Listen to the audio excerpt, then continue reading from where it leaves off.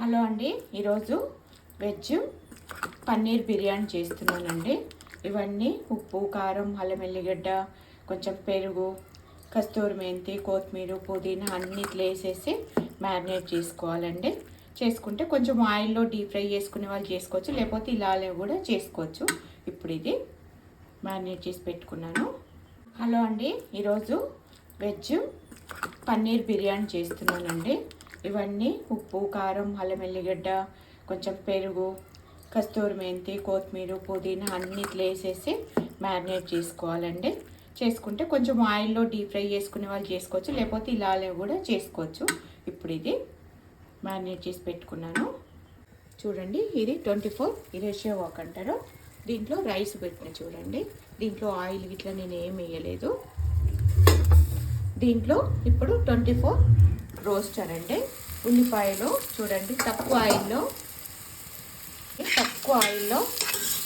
Onions ఎట్లా వేగుతున్నాయో, మనమేమో ఆ ఉల్లిపాయలు మునిగేంత వరకు ఆయిల్ వేస్తాం కదా, దీంట్లో అవసరం లేదండి. చూడండి, బాగా మాడిపోకుండా మంచిగా రోస్ట్గా అయితే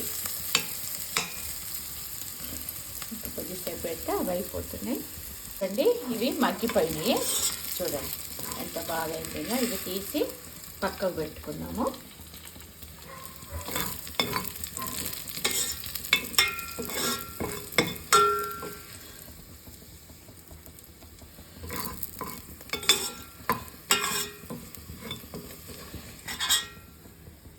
ఇవి తీసి పక్కకు పెట్టుకున్న తర్వాత ఆయిల్ వేయొద్దండి, ఇంకా అందులోనే చాలా కొంచెం ఉంది కదా, సరిపోతుంది.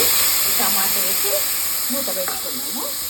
చూడండి, టమాటా వేసి మూత పెట్టుకొని దీంట్లో కొంచెం సాల్ట్ వేద్దాము కలపకుండానే, ఎందుకంటే గ్రేవీ కావాలి కదా, సరిపోయేంత వేసుకోండి.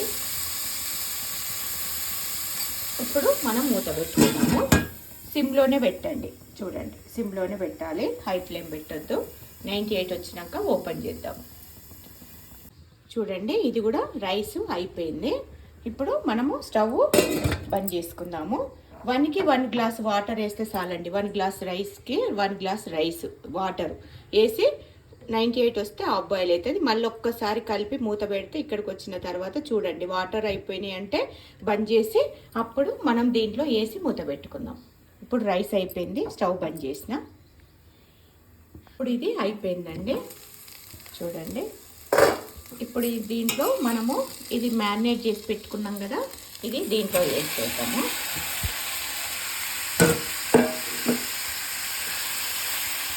ఒక్కసారి ఇట్లా కలుపుకొని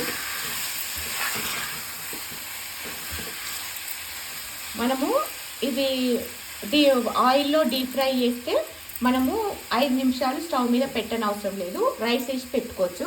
ఇప్పుడు నేను అవి మ్యారినేట్ చేయలేదు కాబట్టి ఒక 98 వచ్చేంత వరకు ఇప్పుడు ఇక్కడ ఉంది కదండి, ఇక్కడ నుండి ఇక్కడ వరకు పెట్టి రైస్ కూడా వేసేద్దాము. అప్పుడు చూద్దాం. ఒక 98 వరకు పెట్టి ఇవి వేసిన తర్వాత మూత. ఇప్పుడు నేను ఎందుకు 98 వరకు పెడుతున్నానంటే, మనము ఆయిల్లో డీప్ ఫ్రై చేస్తేనేమో మనము 98 వరకు మగ్గన అవసరం లేదండి. మనం ఆయిల్లో డీప్ ఫ్రై చేస్తలేము కాబట్టి నేను చేయలేదు, అందుకే 98 వరకు ఒకసారి కుక్ చేసుకుందాం. 98 వచ్చిన తర్వాత రైస్ వేద్దాం. చూడండి, 98 వచ్చింది. ఇప్పుడు ఇది ఓపెన్ చేసేసుకొని చూడండి ఎంత బాగా మగ్గిందో. ఇప్పుడు ఈ రైస్ వేసేద్దాము. చూడండి, రైస్ ఇందులో వేసి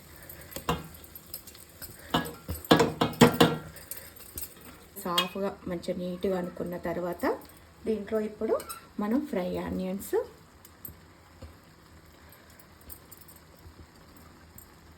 తర్వాత కొత్తిమీర,